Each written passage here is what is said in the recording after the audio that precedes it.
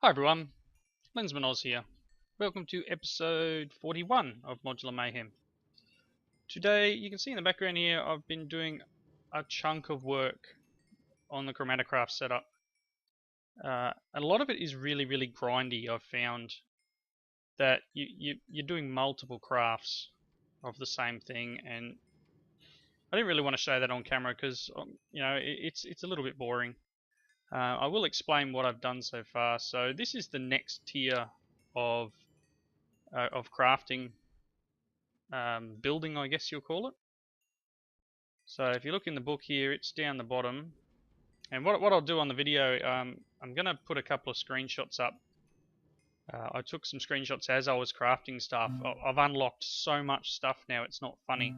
And a lot of it came down to crafting this, which is these repeaters, and this, which is the storage gem. So I already had this one and this one, but I hadn't made this or anything yet. So these two, yep, done them, and it's unlocked some further stuff down now. I'm not sure what I have to do to that, because I've actually made a couple of these somewhere. Oops, sorry, a bit of lag. I've made a couple of these here, the multi-aura repeaters. I think that's what I had to make for that, but perhaps I just need to craft in this next level setup. So if you look in the book, all the way down the bottom, it gives you the repeaters is one thing we need. This one here, the casting complex. So you can see there, it's fairly big. It's pretty much just another ring of the crystalline stone around the outside, and then a ring of obsidian, and then this little setup here, you've got crystalline stone and some of the columns and some of the embossed or engraved, whichever one it is, it's one or the other. And then this is just showing one of, 16 of the single blocks, but what I've done is I've put one of each color up there. The only other change is for this goes from gold to diamond, and this goes from redstone and glowstone. So that's this setup here. And the idea is that you then use the power from the pylons in your crafting, which I haven't actually done any yet, but you can see here, this is some of the, I think it's Kuro, the black one, this one with this shape. That's it coming over from the, you can see the sparkles coming off the pylon just there. It's over behind the base. Hang on, I'll just, if I can get my flight to kick in. There we go. I've removed the glider wings because I found that every time I push shift to go downwards, I'd drift forwards. So this is this pylon here, and these need to be within 32 blocks. I'm pretty sure it is. And I do have a weird bug that someone has actually put the bug report in on the chromaticraft site, but the mod devs can't seem to replicate it. In that, sometimes you'll put these repeaters near the pylon, and the only way you can get it to connect is actually relog. So close the game down, not fully, just back out to the main menu and then load back up. Once you do that, it seems to kick back in. Not sure if it's something to do with chunk loaders, but as I said, there's no solution for it that I could see. But pretty much this sends its energy through this system, and these are within 32 blocks of each other. So this one comes all the way over the roof here, down around the back. I've managed to do 2 colors so far. So you can see here, these runs run off into the distance, and I figured I'd do one more on camera today, which will be this one here.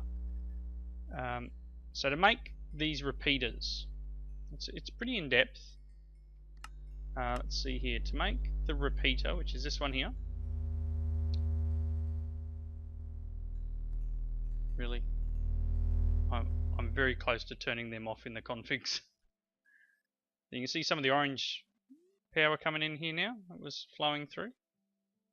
And that one's just over the hill. So yeah, so you can see here, so to make the repeaters, you need one of these crystal cores, and then you need to put all these runes around the the crafting area there.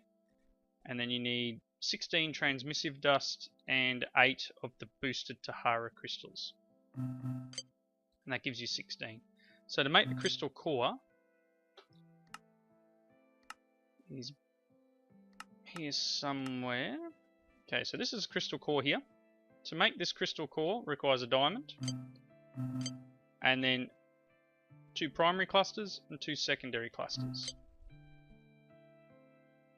Primary and secondary clusters. Primary cluster is these 2 of these red, 2 of these green, and a white shard in the middle, and the other one is 2 orange, 2 white crystal groups, which, if you go back here, so that's the white crystal group, that's the orange, that's the green, and that's the red. So it's just a ton of crafting, multiples, one after the other, in the table here, making sure your runes are in the right spot. And as I said, it's just very grindy. So what I was going to run next is this Argia. And the way I've found to do this is I made a Bibliocraft tape measure, which is the tape measure reel with 4 iron around it. Tape measure reel is just some string and some yellow dye. So this came in very handy when finding out how far apart I need to make them. What I'm going to do is I'm going to run this one next, but I'm going to kind of cheat a little because it's just past the orange thing. So I'm going to see if I can do this. I'm going to run this over here. So you can see these repeaters require 2 crystalline stone, the rune of the color that you're transmitting, and line of sight. Line of sight's a big thing. You may not think that there's something in the way, but honestly, sometimes it just pays to effectively bulldoze the area where you're running the pylons through, because it can be stopped by the silliest of things. So you can see that sparkle just there is where I'm heading to. It's turning into night time, so I'll prepare myself for night time. So at this point, I'm hoping I can do this. I'm pretty sure they can be side by side. I don't think it'll be an issue if I cross them over. Maybe I'll just run this one up higher. Put him up here. I'll just sleep. So the idea being that you want to make sure you sort of go the shortest possible route, because there is a loss. There is a loss in these and the distance you go. So I want to put one up here maybe. So I'm at 22 meters. Hello, Mr. Spider. Really? Good night. Where was I? As I said, line of sight, so 28.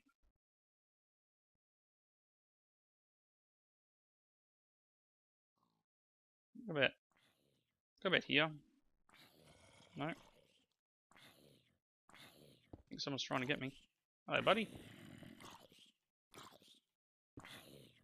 Enjoy the sunlight. Really? How can I shoot you? Oh, it's changed types. Yeah. Oh, graphical bugs. I love graphical bugs. Alright, so 90 Night Spider. Back to what I was doing, running this over. So that's just right click and then travel to where you want to be, which I'm thinking is going to be up here somewhere. And again, line of sight. Make sure you keep that line of sight. We'll put it maybe here. Oops. Hope I've got enough of these runes. It's another reason for having the boosted crystal, because you get 16 runes. Gee, which one's that? 16 runes per craft. So let's cancel this. Let's go another 32.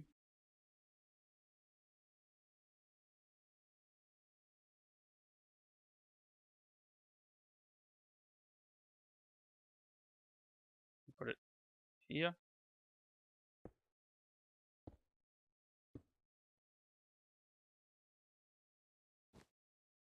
Almost there, so maybe we can put the next one just on this edge, I'm hoping. Hoping we can get away. Oop, very close to the thing now. So if I can put it, hoping it doesn't shoot me here.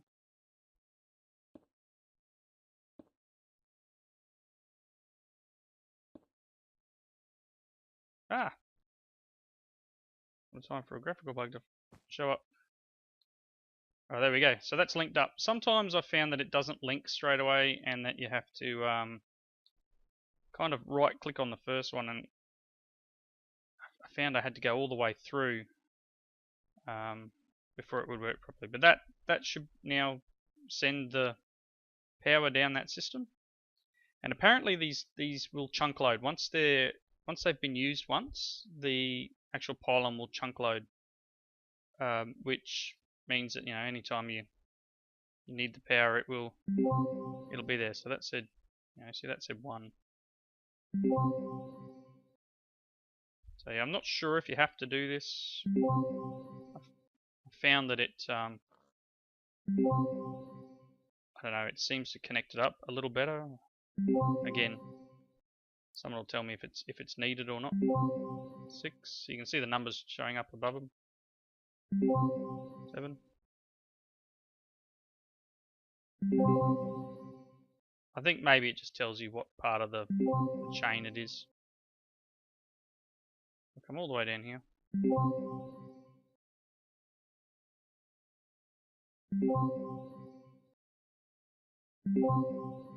So that should really now work. So we may have in here some energy.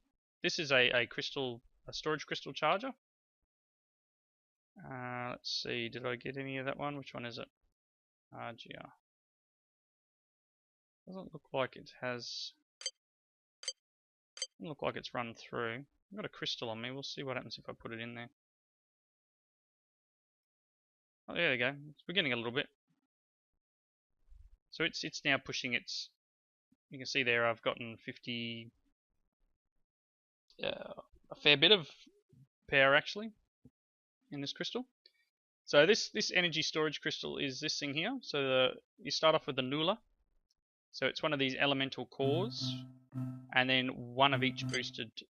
You got to put your runes in, and then one of each boosted crystal, and that gets you the base one.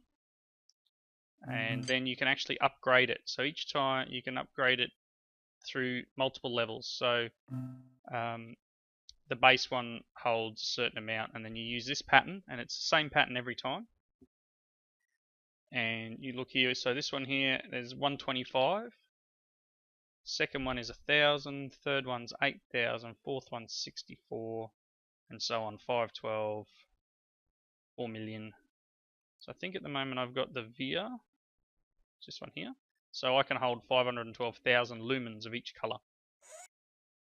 But yeah, so the idea is in between episodes, or it's going to take me a while to do it, I'll connect up as many as I can get my hands on, and that's going to be easier done with the pylon compass, which we made in an earlier episode. So you can see there you got the orange and the white there, and there's also red out that direction. I'm not sure where it is, but yeah, so I'll go through and try and run the colors over here because they are needed for the top level crafting. Now, one of the top level crafts is a quarry. One is a farm, so you can actually farm these crystals a little better. And you know, it's definitely going to be helpful. It's just, as I said, very grindy. And I'm not sure how replayable it is, if you know what I mean. I've done this once, and it's taking a lot to do it.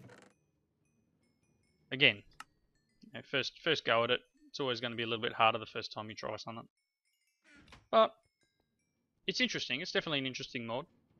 I haven't even started to the point where I can use these things, or I was going to try and work out how to do the enchants so that I can use these things, but yeah, again, not sure how to do that yet. Next thing I was going to do, and I'll need to get set up for, was the Redstone Control on the reactor. Now, it does work. It's fairly basic.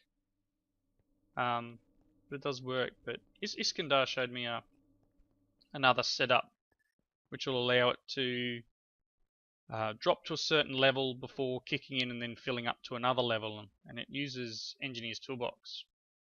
So I thought I'd just collect up the bits and pieces I'm going to need and see if I can set up what he had working.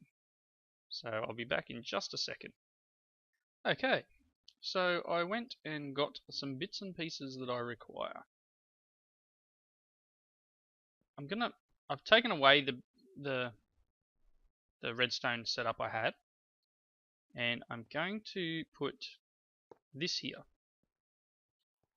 So this one modular socket will be the one that outputs the signal to start the reactor. I think that'll work.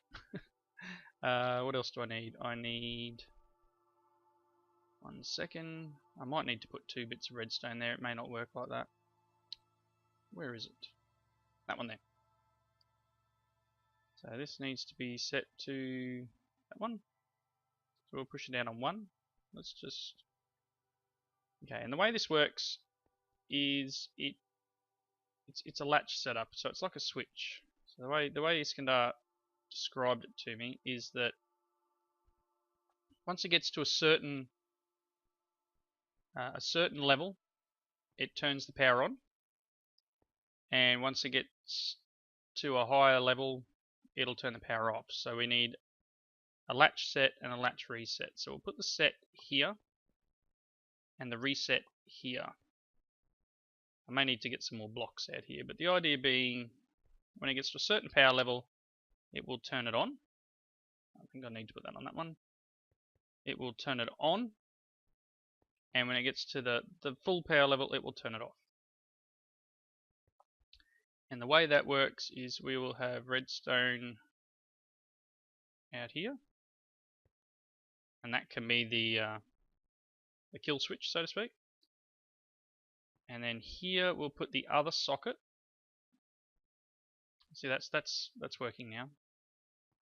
So if I turn that on, it's just reset the switch. It won't actually activate. So what we need is we need something that will tell it to turn on. In the case of this one, using another socket with a NOT gate,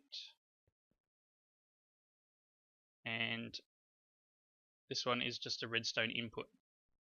So I need this down here, back to redstone mode. So number one.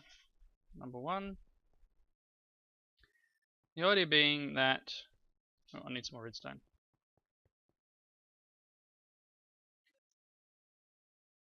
I think this should be alright. Did I put any marble in here? No. 1 piece of marble, just to sort of square up the area. I'll put redstone there. I'm not sure, I may need to bring this out 1 more so it will actually connect. Let's do that. I've never actually tried setting this up. I've just watched a little video on how to do it. So let's do this. So at the moment, I've got to set the switch here. At the moment, that's turned off, but the power isn't all the way up. So let's just, I've got to select one more thing, which I think is set this one to latch 1. Alright, everything's on latch. Yep. So at the moment, technically that should be on.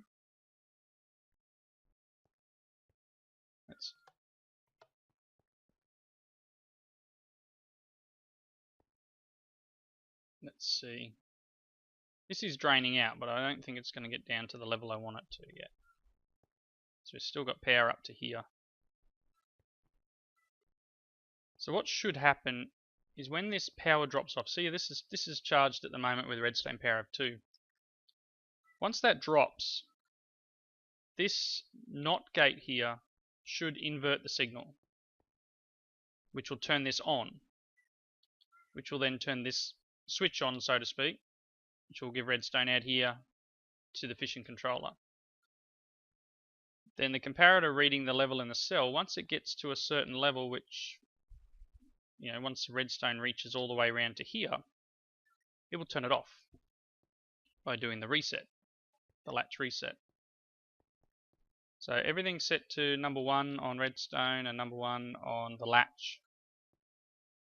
That one doesn't have a latch, so it's not an issue. So this is going down slowly.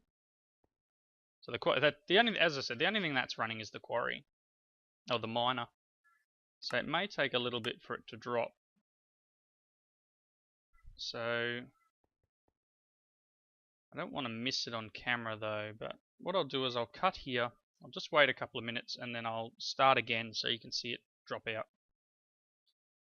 So I think it's getting pretty close. I'm not exactly sure when it's going to drop, because once it goes one more level down, we're going to lose the signal from here as well, because that's the same. We've got redstone level of 1. I'm not sure, what do we got here? 1, 2, 3, 4, 5, 6. So it's not really going to be, it's not going to really give a low level, high level, but it's going to definitely let it float within a range. I could probably move this over here one more and then put the redstone link out the side or something like that. Just move this NOT gate to the side and push it over, which would let it go to a lower level before it kicks in.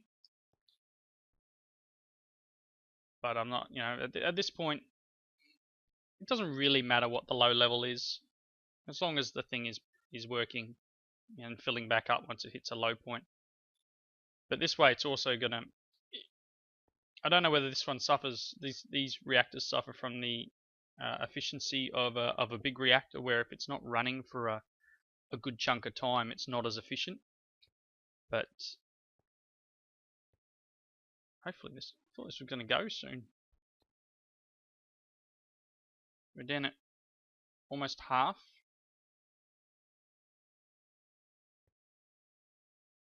The power of 7.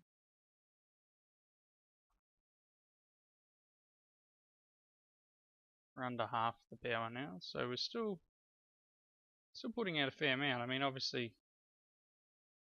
I had a quicker way of dumping power, I probably could, but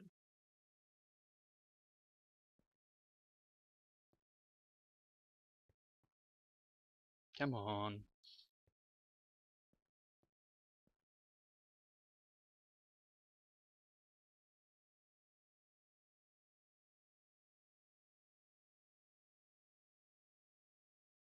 I'm not getting another energy cell. I'll probably switch while I'm over here now.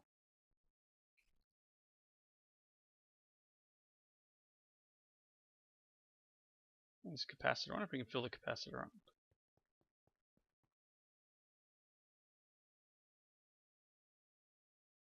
I have to find a way of connecting to it.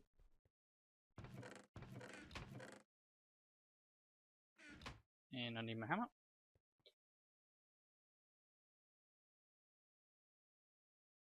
That one. And my wrench. Let's try this. Let's wrench up Tesseract. Put just a standard, oh, it's a heavy one. It's alright, we'll throw the Tesseract back down so it will continue drawing power out. Maybe not as quick, but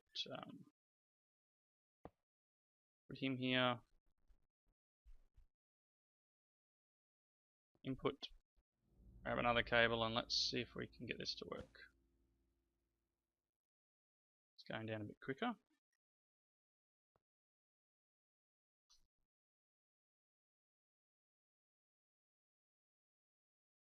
Oh, there we go.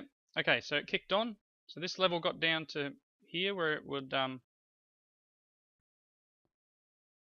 where the power signal went on. You could see that went red for a second there because the redstone level dropped just enough the redstone dropped off this side, so it turned on this side because of the NOT gate, which set the latch in to on position. So this is now running at 6,500 RO per tick, and you'll see this will fill up. So we're now going back up again. So I probably break this, we'll make it a bit quicker to go up. Break these two cables. This should fill up fairly quickly.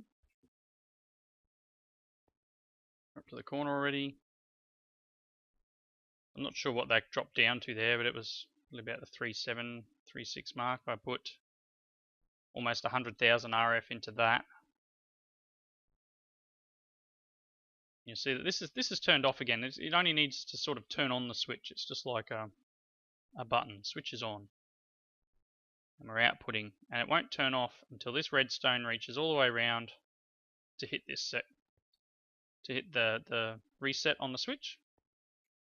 And once it's done that, that'll turn off, and then it'll drop down again. Once it, as I said before, once the power drops below here, this will turn back on, turn the reactor back on, and cycle repeats.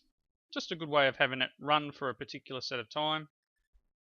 Probably also, if you've got Engineer's Toolbox and big reactors in the same pack, you could do something similar as well. I mean, there's probably more compact ways of doing it, but this sort of worked for what I needed.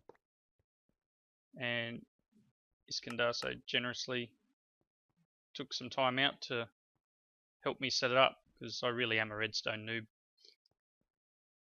But I might just end up the episode here.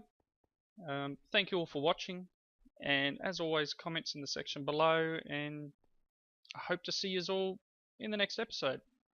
Thanks a lot.